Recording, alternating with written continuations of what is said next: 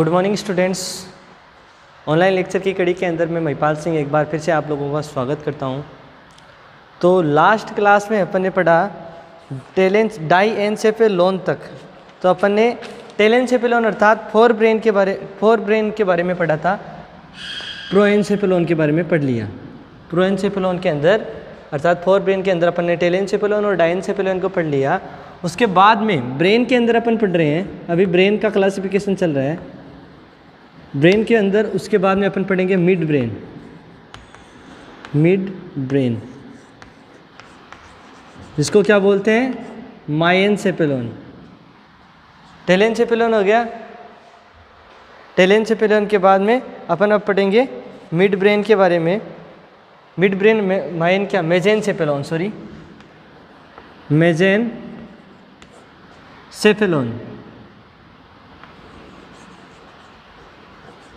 Mid brain अर्थात मेजेनसेफेलोन के बारे में अपन पढ़ेंगे। देखो, मिड ब्रेन का कोई स्पेसिफिक फंक्शन नहीं होता कि कोई इसका स्पेसिफिक फंक्शन हो, इसका कोई स्पेसिफिक फंक्शन नहीं होता। यहाँ पे क्या, एक न्यूरोट्रांसमीटर के लिए रिसेप्टर होते हैं। ठीक है, तो सबसे पहले बात करते हैं मिड ब्रेन के लोकेशन के बारे में कि लोकेशन क्या होती है मिड ब्रेन की। तो सेरिब्रम ऊपर की तरफ होता है और नीचे की तरफ क्या होता है, तो अपन लिख सकते हैं बिटवीन सेरिब्रम एंड नीचे की तरफ क्या होगा, पोन्स। तो लोकेशन होती है इसकी पोन्स और सेरिब्रम के बीच में।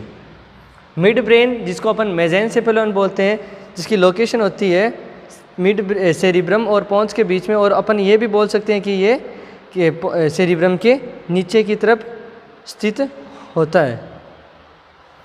ठीक है, और क्या लिख सकते हैं, बिलो द सेरिब्रम और अबाउ द पोन्स। ये हो गई लोकेशन। फंक्शन क्या होगा, स्पेसिफिक फंक्शन नहीं होता इसका। एक तो है coordination in impulses of coordination in impulse of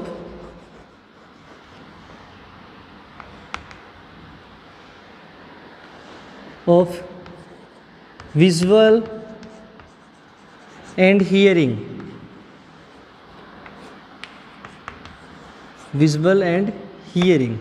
ये क्या करता है, कोऑर्डिनेशन इस्टेब्लिश करता है हियरिंग और विजुअल इम्पल्सेस के बीच में। लास्ट क्लास में अपन ने पढ़ा था थैलेमस के बारे में। थैलेमस में अपन ने पढ़ा था कि ये ऑल फैक्ट्री जो नर्व है वो यहाँ पे कंसर्न नहीं रखती इस एरिया से, और बाकी सारी वहाँ पे थैलेमस में स्टे कर रही थी। रिले सेंटर बन रहा था थैलेमस। और यहाँ पे अपन बात करें विजुअल और हियरिंग की। ठीक है, ये विजुअल और हियरिंग की इम्पल्सेस के बीच में कोऑर्डिनेशन एस्टैब्लिश करने का काम करता है। कोऑर्डिनेशन मतलब जो आपने सुना या जो आपने देखा, उन दोनों के बीच में तालमेल बैठाने का काम किसका होता है, मिड ब्रेन का। इसके अलावा इसमें क्या होता है, it has a specific area, it have a specific area, या फिर अपन क्या बोल सकते हैं कि ये क्या रखता है, ये स्पेसिफिक एक एरिया रखता है जो कि किसका बना हुआ होता है, या जिसको क्या बोलते हैं, substantia nigra. It have a specific area known as substantia nigra. इसके अंदर इसके अलावा coordination of impulses between hearing and visual, इसके अलावा यहाँ पे क्या होता है, स्पेसिफिक एरिया होता है जिसको सबस्टेंसिया निग्रा कहते हैं। और सबस्टेंसिया निग्रा ही क्या करता है, production of which help in release और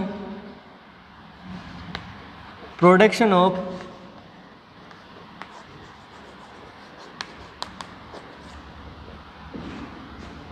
न्यूरोट्रांसमीटर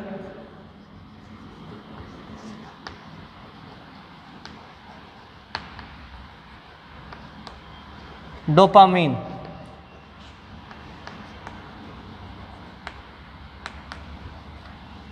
ठीक है, अपन ने कल लास्ट क्लास में पढ़ा था कि डोपामीन के रिसेप्टर D2 रिसेप्टर कहाँ पे होते हैं। अपन ने पढ़ा था लास्ट में बेसल गैंग्लिया, अपन ने पढ़ा था बेसल गैंग्लिया। बेसल गैंग्लिया के अंदर अपन ने पढ़ा था कि ये बेसल गैंग्लिया क्या रखता है, D2 रिसेप्टर अपने अंदर रखता है। इसके अलावा मिड ब्रेन में क्या होता है, सब्सटेंस या निग्रा होता है एक जगह, वहाँ पे क्या होता है डोपामीन प्रोडक्शन करने के लिए, रिलीज करने के लिए क्या होता है, रिलीजिंग साइट होती है। डोपामीन की रिलीजिंग साइट क्या होती है, मिड ब्रेन। मिड ब्रेन के अंदर सब्सटेंस या निग्रा होता है जहाँ पे डोपामीन का रिलीज होता है, जबकि डोपामीन के रिसेप्टर बेसल गैंग्लिया के अंदर पाए जाते हैं। तो मिड ब्रेन जिसको मेजेंसेफेलोन कहते हैं, एक खाली स्पेस होता है। यहाँ पे स्पेसिफिक चीज़ यही होती है कि यहाँ पे सब्सटेंस या निग्रा होता है जो कि न्यूरोट्रांसमीटर डोपामीन का प्रोडक्शन करता है, और जबकि डोपामीन की साइट जो रिसेप्टर साइट है वो बेसल गैंग्लिया में होती है। इसके अलावा सेंस विजुअल और जो हियरिंग की इम्पल्सेज है उनके बीच में कोऑर्डिनेशन एस्टैब्लिश करने का काम करता है। सेरिब्रम के नीचे होता है, पोंस के ऊपर होता है, पोंस और सेरिब्रम के बीच में होता है, एक की बात है। तो ये है अपना मिड ब्रेन। इसके बारे में इतना ही है, ज़्यादा कुछ खास इसके बारे में पूछा नहीं जाता, तो ये चीज़ आपको ध्यान में रखनी है। इसके बाद में अपन बात करेंगे ब्रेन के अंदर ही, मिड ब्रेन हो गया, अब हिंड ब्रेन के बारे में बात करेंगे। मिड ब्रेन के बाद में अपन बात करेंगे हिंड ब्रेन के बारे में।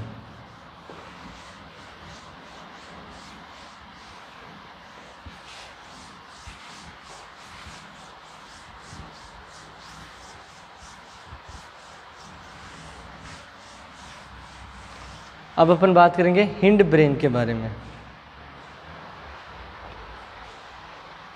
तीसरा पार्ट है ब्रेन का हिंड ब्रेन।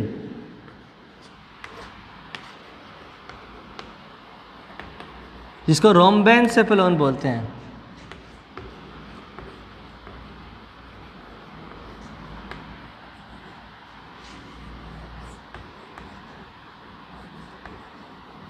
रोम्बेनसेफेलोन के नाम से भी जानते हैं। हिंड ब्रेन के अंदर दो पार्ट होते हैं, एक होता है मेजेनसेफेलोन, एक होता है मेटेनसेफेलोन, एक होता है माइनसेफेलोन। मेजेनसेफेलोन तो मिड ब्रेन को बोलते हैं, यहाँ पे होता है एक पार्ट हिंड ब्रेन का या रोम्बेनसेफेलोन का मेटेनसेफेलोन, सेकंड होता है माइनसेफेलोन।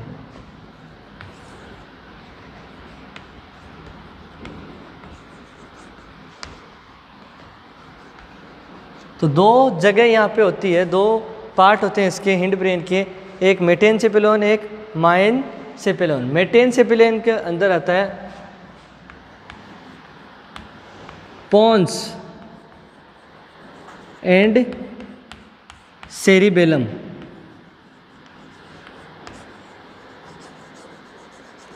पोन्स एंड सेरिबेलम।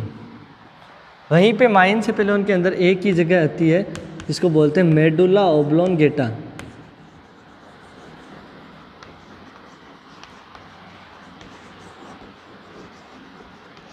ठीक है, हिंड ब्रेन के अंदर चार पार्ट होते हैं, एक होता है मेटेनसेफेलोन, एक होता है माइनसेफेलोन। माइनसेफेलोन में मेडुला ओब्लोंगेटा होता है, मेटेनसेफेलोन में पोन्स और सेरिबेलम आता है।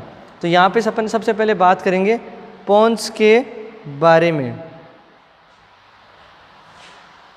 पोन्स के बारे में अपन ने कल भी बात की थी कि पोन्स जो कि स्पाइनल कॉर्ड की तरह होता है, ग्रे मैटर और वाइट मैटर के हिसाब से। यहाँ पे क्या होता है, इन अंदर की तरफ क्या होता है, ग्रे मैटर होता है, जबकि बाहर की तरफ क्या होता है, वाइट मैटर होता है। तो पोन्स के बारे में बात करते हैं। पोन्स कहाँ पे स्थित है, इन बिटवीन, ऊपर की तरफ क्या था, mid brain, in between mid brain and नीचे की तरफ क्या होता है, मेडुला ओब्लोंगेटा।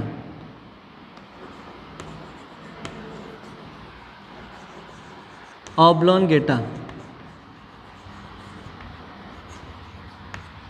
पॉन्स जो मिड ब्रेन और मेडुला ओब्लोंगेटा के बीच में स्थित होता है, और इसके सामने की तरफ क्या होता है, anterior to the cerebellum, anterior to the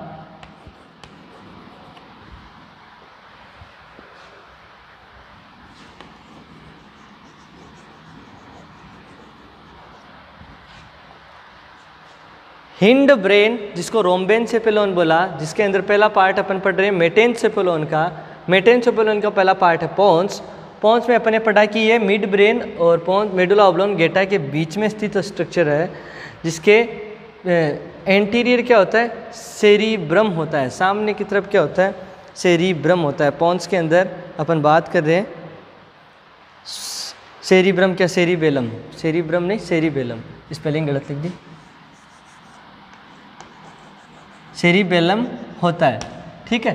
anterior क्या होता है, सेरिबेलम। इसके अलावा पोन्स का काम या फंक्शन से पहले अपन ग्रे मैटर वाइट मैटर की बोलते हैं, तो it is consist of grey matter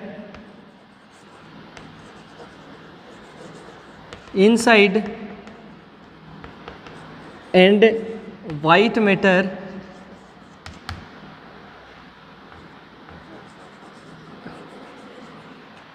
outside, ठीक है। मतलब ये ग्रे मैटर जो इसके अंदर की तरफ होता है, जबकि और जितने भी ऑर्गन पड़े ब्रेन के उसमें ग्रे मैटर बाहर की तरफ होता है। सेरिबेलम के एंटीरियरली होता है, मिड ब्रेन और मेडुला ओब्लोंगेटा के बीच में स्थित होता है। अंदर की तरफ से ग्रे मैटर का बना हुआ होता है, बाहर की तरफ से वाइट मैटर का बना हुआ होता है। इसके अलावा जो पोन्स होता है, इसके अंदर दो सेंटर होते हैं। यहाँ पे दो इंपॉर्टेंट सेंटर होते हैं, एपनिक और न्यूमोटेक्सिक सेंटर, ठीक है। फंक्शन के अंदर बात करें तो it has two important centres, that is first one है न्यूमोटेक्सिक सेंटर,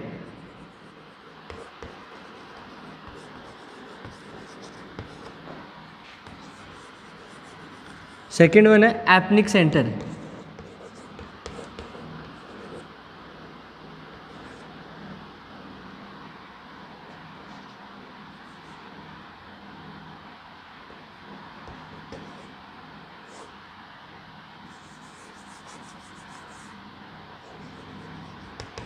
सेंटर दो सेंटर होते हैं, एक होता है न्यूमोटेक्सिक सेंटर, एक होता है एपनिक सेंटर, ठीक है। तो न्यूमोटेक्सिक सेंटर का क्या काम होता है, देखो दोनों सेंटर काम नॉर्मल रेस्पिरेशन में नहीं करता। नॉर्मल रेस्पिरेशन में काम होता है इंस्पिरेशन और एक्सपिरेशन करवाने का सिर्फ मेडुला ओब्लोंगेटा का। लेकिन जब कभी भी जैसे आप दौड़ रहे हो या फिर कुछ एक्टिविटी कर रहे हो, तब आपको नॉर्मल से ज़्यादा रेस्पिरेशन चाहिए, नॉर्मल से ज़्यादा ऑक्सीजन चाहिए। उस स्थिति में ये दोनों सेंटर काम करते हैं। तो न्यूमोटेक्सिक सेंटर क्या करता है, it inhibit the inspiration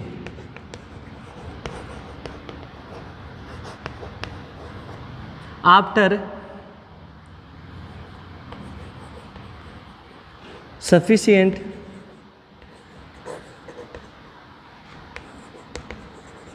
inhalation, ठीक है। मतलब आप पर्याप्त मात्रा में जब ऑक्सीजन को इनहेल कर चुके हो, उसके बाद में इंस्पिरेशन को क्या करता है, ये सीज कर देता है, रोक देता है। मतलब जब आप नॉर्मल आपको 12 से 20 आपकी रेस्पिरेटरी रेट है, लेकिन आप कोई काम कर रहे हो तब 20 से ऊपर भी हो सकती है। उस समय जब आपकी बॉडी को जितनी रिक्वायरमेंट होती है उतनी ऑक्सीजन आप जब प्राप्त कर चुके हो, गेट कर चुके हो, तो उसके बाद में न्यूमोटेक्सिक सेंटर क्या करता है, उस इंस्पिरेशन की प्रोसेस को रोक देता है, इनहिबिट कर देता है इंस्पिरेशन को। पर्याप्त मात्रा में आपके द्वारा ऑक्सीजन जब इनहेल कर ली जाती है, तो वहीं पे न्यूमोटेक्सिक एपनिक सेंटर है, थोड़ा काम अपोजिट है। एपनिक सेंटर क्या कर रहा है, ये क्या करता है, stimulate inspiration, it stimulate inspiration, it stimulate inspiration in acting phase या ड्यूरिंग एक्टिविटी। मतलब आप जब कोई काम कर रहे होते हो, कोई एक्शन परफॉर्म कर रहे होते हो, उस समय आपको ज़्यादा ऑक्सीजन की रिक्वायरमेंट होती है, तब ये क्या करता है, इंस्पिरेशन को स्टिमुलेट करता है कि जो इंस्पिरेशन है वो थोड़ा सा डीप हो, थोड़ा सा लंबा हो, है ना। तो ये काम किसका होता है, इससे सेंटर का काम होता है। और ये सेंटर कहाँ पे प्रेजेंट होते हैं, पोन्स के अंदर। नॉर्मल रेस्पिरेशन में ये काम नहीं करते। फोर्सफुली रेस्पिरेशन आपको जब ज़रूरत होती है, फोर्सफुली रेस्पिरेशन करवाने में ये मददगार होते हैं। जब कभी भी बॉडी फोर्सफुली रेस्पिरेशन करती है तो समझो कि अब काम कौन कर रहा है, पोन्स काम कर रहा है। जब कभी भी आपकी बॉडी फोर्सफुली रेस्पिरेशन करती है तो पोन्स काम कर रहा है। और पोन्स जब आपकी बॉडी एक्टिविटी कर रही होती है, ऑक्सीजन की ज़्यादा रिक्वायरमेंट होती है, तब पोन्स एक्टिव होता है और इसके ये सेंटर एक्टिव होते हैं, जो कि एपनिक सेंटर और न्यूमोटैक्सिक सेंटर होते हैं। ठीक है, उसके बाद में अपन बात करेंगे पोन्स के बाद में कंटिन्यू बात कर लें या सेरिबेलम के बारे में बात करें, क्योंकि इसका मेटेनसेफेलोन का दूसरा हिस्सा होता है सेरिबेलम। तो हिंड ब्रेन के अंदर रोम्बेनसेफेलोन में मेटेनसेफेलोन में पहला हिस्सा था पोन्स, सेकंड जो स्ट्रक्चर है वो है सेरिबेलम, जिसको आप छोटा दिमाग के नाम से भी जानते हो। सेरिबेलम जो कि आपका बॉडी का कंट्रोल और कोऑर्डिनेशन के अंदर क्या करता है, मदद करता है। और जो ब्रेन का जो ऑक्सीपिटल लोब है उसके अंदर क्या होता है, लोकेटेड होता है। सेरिबेलम जिसको छोटा दिमाग बोलते हैं, सेरिब्रम के बारे में अपन ने स्टडी कर ली थी पहले। तो हिंड ब्रेन जो रोम्बेनसेफेलोन है, इसके अंदर पहली स्ट्रक्चर थी मेटेनसेफेलोन।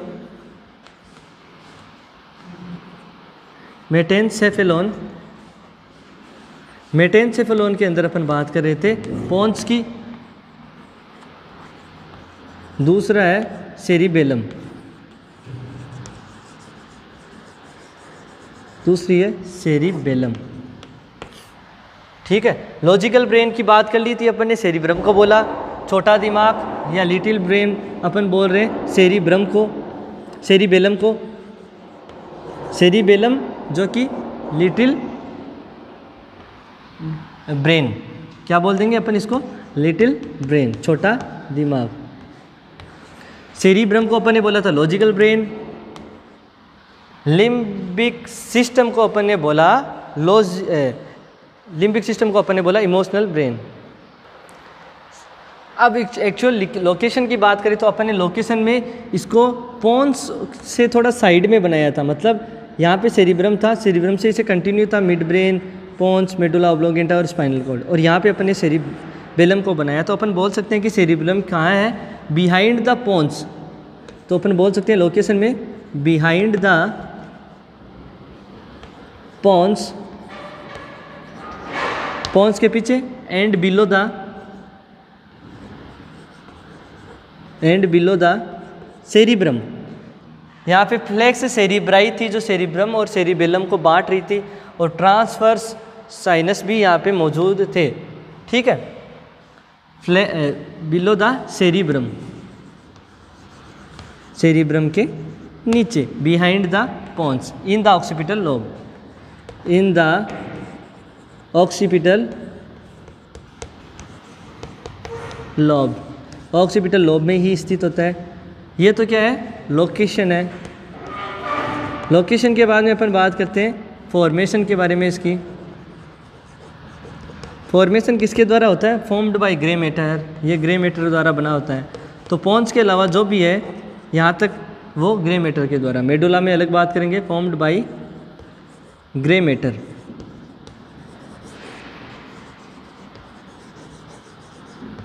ग्रे मैटर का ही बना हुआ होता है।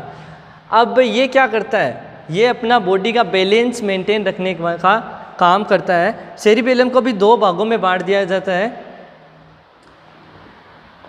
इट इज डिवाइडेड इनटू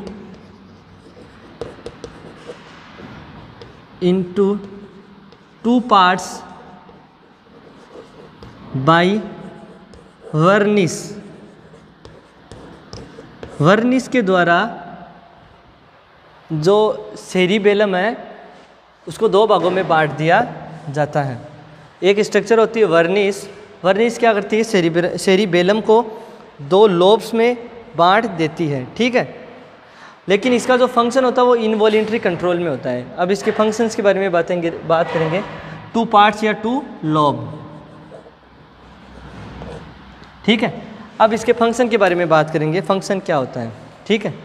यहाँ तक अब समझ में आ गया। अपन ने बात की सेरिबेलम के बारे में। सेरिबेलम किसका पार्ट है, मेटेनसेपेलोन, और मेटेनसेपेलोन किसका पार्ट है, हिंड ब्रेन का। हिंड ब्रेन अर्थात रोम्बेनसेपेलोन। सेरिबेलम जो कि छोटा दिमाग के नाम से जाना जाता है, बॉडी का बैलेंस कंट्रोल करने का काम करता है, ठीक है। इसके अलावा ये पोन्स के पीछे की तरफ सेरिब्रम के नीचे की तरफ पाया जाता है। इसके अंदर एक स्ट्रक्चर होती है वर्निस जो इसको 2 भागों में बांट देती है। अब इसके फंक्शन की बात करते हैं,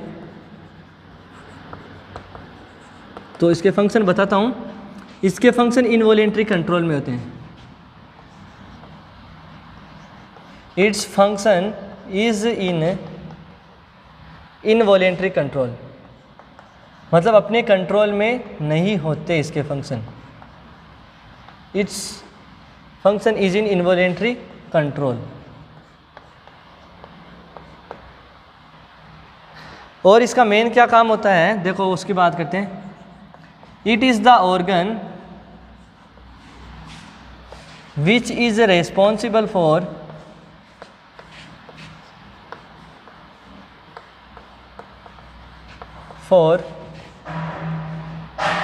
बैलेंस ऑफ बॉडी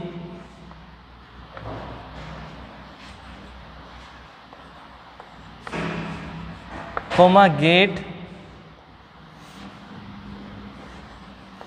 गेट क्या होता है, way to move.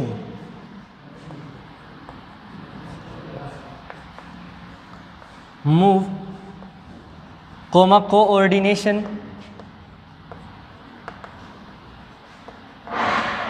In body balance.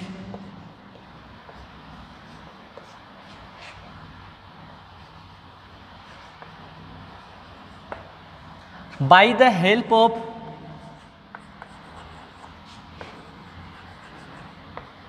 Vestibule, जो कि इनर पार्ट की स्ट्रक्चर है। By the help of vestibule of the inner ear.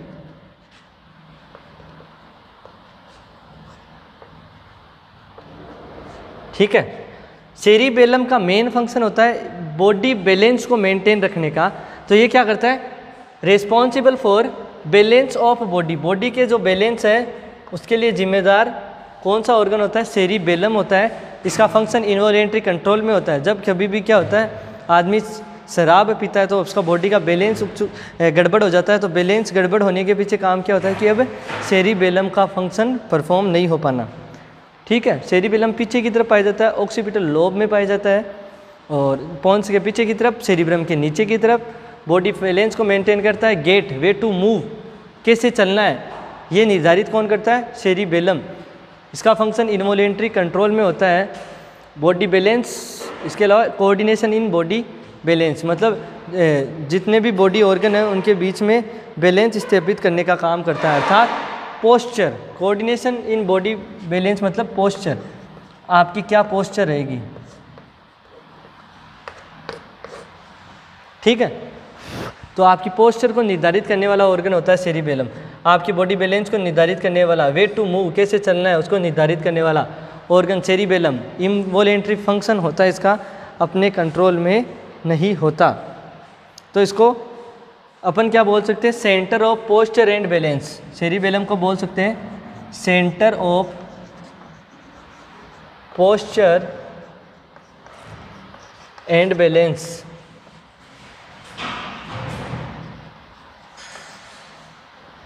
ठीक है, centre of posture and balance भी बोल सकते हैं सेरिबेलम को। तो तो सेरिबेलम के बारे में अपन ने पढ़ लिया। Centre of posture and balance, मतलब ये बॉडी का पोस्चर को मेंटेन करने का काम करता है, बॉडी बैलेंस को मेंटेन करता है। वे टू मूव, गेट इसी का काम है, कैसे चलना है। छोटा दिमाग, अनुमस्तिष्क हिंदी में बोले तो शायद। इसके बाद में अपन बात करेंगे माइनसेफेलोन के बारे में। माइनसेफेलोन जिसको मेडुला ऑब्लोंगेटा बोलते हैं, काफ़ी इंपॉर्टेंट स्ट्रक्चर है। हिंड ब्रेन में पहली स्ट्रक्चर होती है माइनसेफेलोन। माइनसेफेलोन किसका पार्ट है? हिंड ब्रेन का। इसके अंदर एक ही स्ट्रक्चर आती है, वो होती है medulla oblongata. Medulla oblongata, medulla oblongata का नाम सुना ही होगा, काफ़ी इंपॉर्टेंट स्ट्रक्चर है। काफ़ी चीज़ों का सेंटर यहाँ पे स्थित होता है। Medulla oblongata part of माइनसेफेलोन।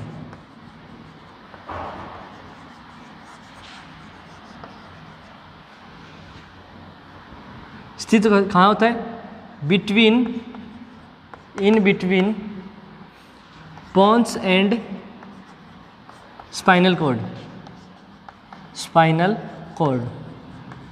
Cord और पोन्स के बीच में स्थित होता है, मतलब pons above and continue with spinal cord below. नीचे की तरफ से स्पाइनल कॉर्ड से कंटिन्यू जुड़ा होता है by the foramen of magnum. Foramen of magnum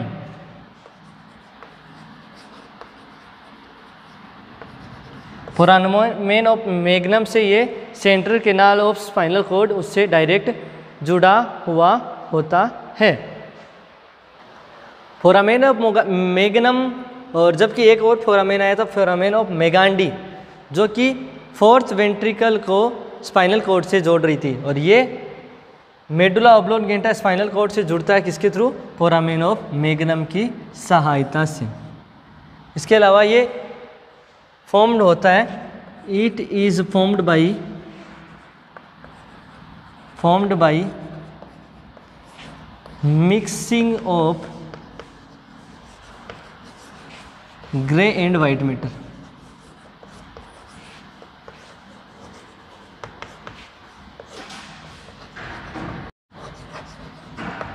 ये ग्रे मैटर और वाइट मैटर की मिक्सिंग से बना हुआ ऑर्गन होता है। इसी वजह से यहाँ पे काफ़ी सारे सेंटर्स प्रेजेंट होते हैं, क्योंकि ये ग्रे मैटर और वाइट मैटर के मिक्सिंग से बना हुआ होता है।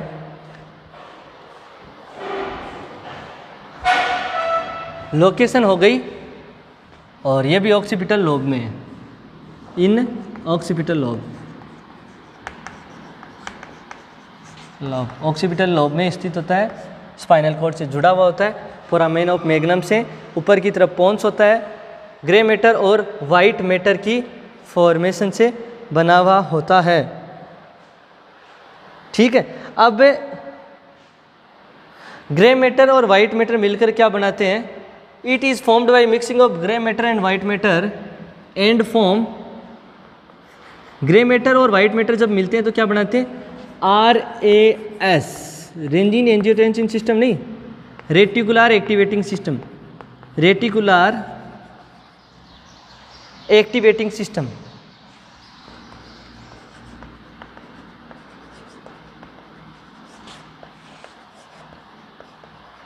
It is formed by mixing of grey matter and white matter. Grey matter और वाइट मैटर से मिलकर बना होता है, और ग्रे मैटर और वाइट मैटर आपस में जब मिलते हैं तो क्या बनता है? Form reticular activating system. और यही रेटिकुलर एक्टिवेटिंग सिस्टम इतना महत्वपूर्ण है कि ये बाद में जाके वाइटल सेंटर बनाता है। ठीक है, विच इज रेस्पॉन्सिबल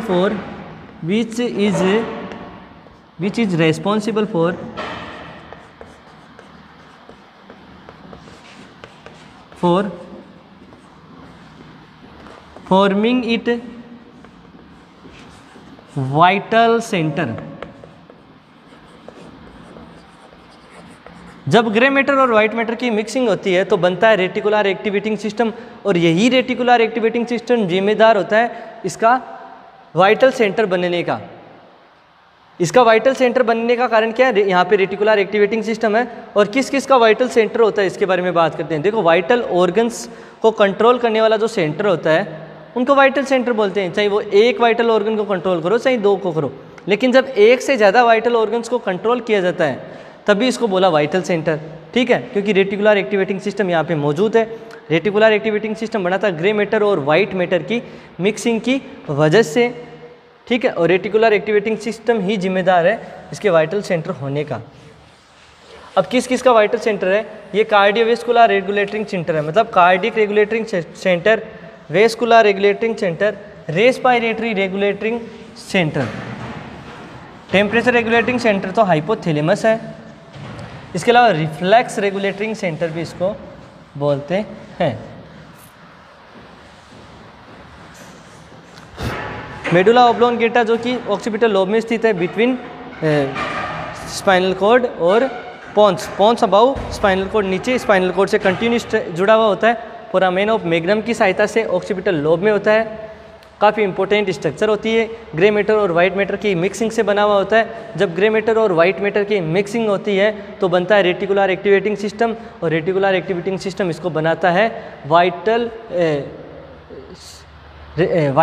सेंटर, ठीक है।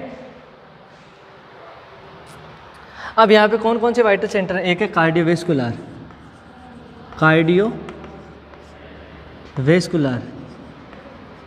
Regulating centre, cardiovascular regulating centre. दूसरा होता है respiratory regulating centre.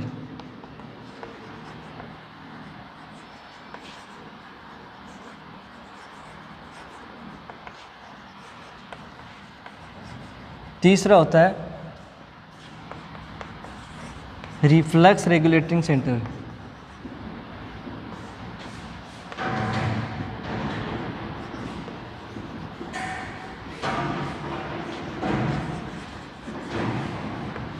Cardiovascular, respiratory and reflex regulating centre.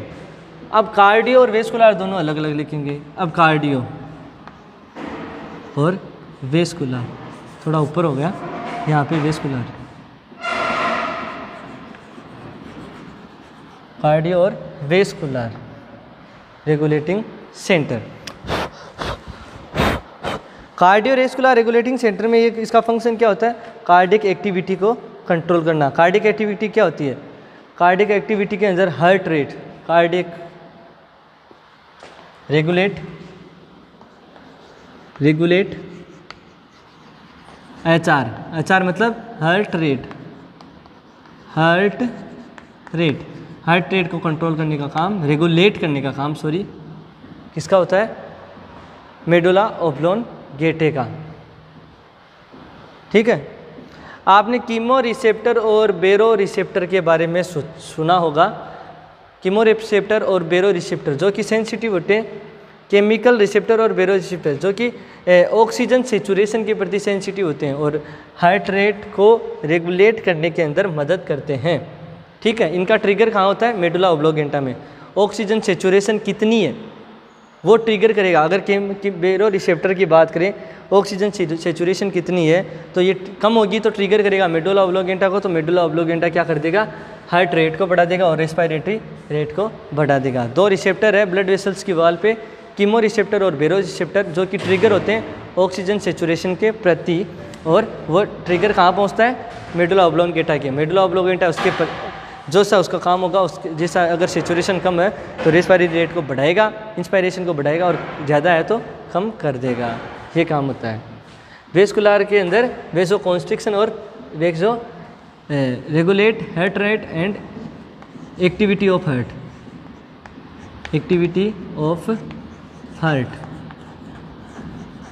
की एक्टिविटीज़ को कंट्रोल करता है। हार्ट की एक्टिविटी क्या? कार्डियक आउटपुट, हार्ट में कॉन्ट्रैक्शन और relaxation, cardiac cycles, contraction relaxation को मेंटेन करता है, हार्ट रेट को। ठीक है, एक ही बात हो गई। हार्ट रेट और एक्टिविटी ऑफ हार्ट को कंट्रोल करने का काम किसका होता है? इसका। वेजो कॉन्स्ट्रिक्शन एंड वेजा रिलैक्सेशन। वेस्कुलर में क्या करेगा ये? वेजो कॉन्स्ट्रिक्शन एंड वेजो रिलैक्सेशन रिलैक्सेशन। अर्थात अपन क्या बोल सकते हैं? Sympathetic and parasympathetic activity control किसकी करता है? सिंपैथेटिक एंड पैरासिम्पैथेटिक एक्टिविटी को ये कंट्रोल करता है। और रेस्पिरेटरी रेगुलेटिंग सेंटर में क्या करता है? Regulate respiratory rate and rhythm. Respiratory rate और रिदम को मेंटेन करता है। कितनी डीप रेस्पिरेशन इंस्पिरेशन हो रही है ना, कितनी रेट पर मिनट कितनी रेस्पिरेशन हो रही है, कितनी डीप रेस्पिरेशन हो रही है, इंस्पिरेशन कितनी डीप है, रेस्पिरेटरी रेट पर मिनट कितनी है, उनको रेगुलेट करने का काम किसका होता है? Respiratory regulating centre. और वो कौन है? Medulla oblongata. तो regulate respiratory rate and rhythm. इसके अलावा sympathetic and parasympathetic activity of heart and blood vessels, मतलब ब्लड वेसल्स में कॉन्ट्रैक्शन और रिलैक्सेशन को रेगुलेट करने का काम किसका होता है? मेडुला ऑब्लोंगेटा का। हार्ट रेट को रेगुलेट करने का काम किसका होता है? मेडुला ऑब्लोंगेटा का। रिफ्लेक्स सेंटर के अंदर क्या करता है? रिस्पॉन्सिबल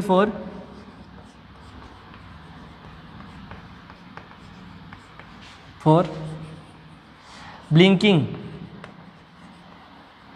ये रिफ्लेक्स है। ब्लिंकिंग, स्नीजिंग, कफिंग,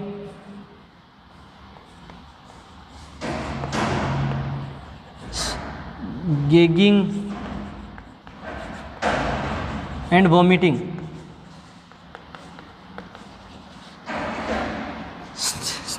ब्लिंकिंग तो आई का रिफ्लेक्स हो गया। बाकी ये चारों स्नीजिंग, कफिंग, गैगिंग और वॉमिटिंग किसका है? इसके बारे में बात करते हैं। स्नीजिंग और कफिंग, ठीक है। स्नीजिंग और कफिंग कौन करता है? Upper respiratory system. ये दो रिफ्लेक्स किसके हैं? अपर रेस्पिरेटरी सिस्टम के। और कहीं प्रॉब्लम होती है लोअर रेस्पिरेटरी सिस्टम में, वैसे ये डाइजेस्टिव सिस्टम के अंदर आता है वोमिटिंग, लेकिन कहीं प्रॉब्लम हो लोअर रेस्पिरेटरी सिस्टम में तो गैगिंग और वॉमिटिंग, ठीक है। तो ये रिफ्लेक्स सेंटर भी होता है, प्रोटेक्टिव रिफ्लेक्स के लिए रिस्पॉन्सिबल होता है, ठीक है। Responsible for protective reflex activity. Protective क्योंकि रिफ्लेक्स क्या होते हैं? प्रोटेक्शन करने का काम होते हैं। आई ब्लिंक किस वजह से करती है? जब सनलाइट ज़्यादा पड़ती है या कुछ डस्ट आती है, कुछ पार्टिकल्स आते हैं, तब आई ब्लिंक करती है। हवा का झोंका तेज़ आता है तो आई ब्लिंक करती है। स्नीजिंग कब आती है? जब कुछ पार्टिकल्स रेस्पिरेटरी सिस्टम के अंदर चला जाता है, ठीक है। रेस्पिरेटरी सिस्टम में मतलब अपर रेस्पिरेटरी सिस्टम में चला जाता है तो आपको कुछ पार्टिकल, जो फूड पार्टिकल अगर रेस्पिरेटरी सिस्टम में जाता है तो कफिंग होगी, स्नीजिंग होगी, और लोअर रेस्पिरेटरी सिस्टम में चला जाएगा तो वोमिटिंग और गैगिंग होगा। तो ये सिस्टम है protective, responsible for protective reflex activity. ये भी ध्यान में रखना है। और इसमें क्या क्या आते हैं? ब्लिंकिंग, स्नीजिंग, कफिंग, वोमिटिंग और गैगिंग।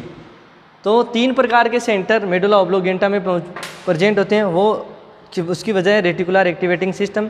3 सेंटर कार्डियोवैस्कुलर, रेस्पिरेटरी और रिफ्लेक्स रेगुलेटरी सेंटर यहाँ पे मौजूद होते हैं। तो ये है अपना मेडुला ऑब्लोंगेटा। तो इसके साथ ही क्या कंप्लीट होता है? इसके साथ ही ये अपना जो ब्रेन है, ब्रेन का एक हिस्सा कंप्लीट होता है। दूसरा ब्रेन का हिस्सा होता है स्पाइनल कॉर्ड।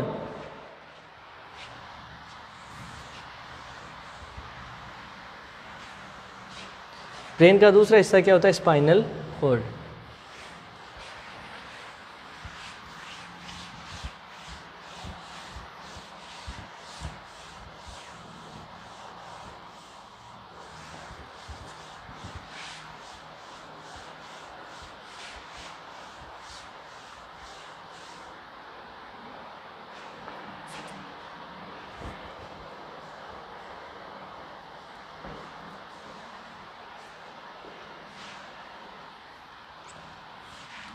अब बात करते हैं ब्रेन के ही।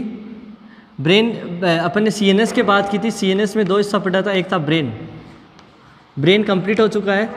दूसरी CNS की स्ट्रक्चर है स्पाइनल कॉर्ड, स्पाइनल कॉर्ड। ठीक है, तो स्पाइनल कॉर्ड के बारे में अपन नेक्स्ट क्लास के अंदर चर्चा करेंगे। तब तक के लिए धन्यवाद।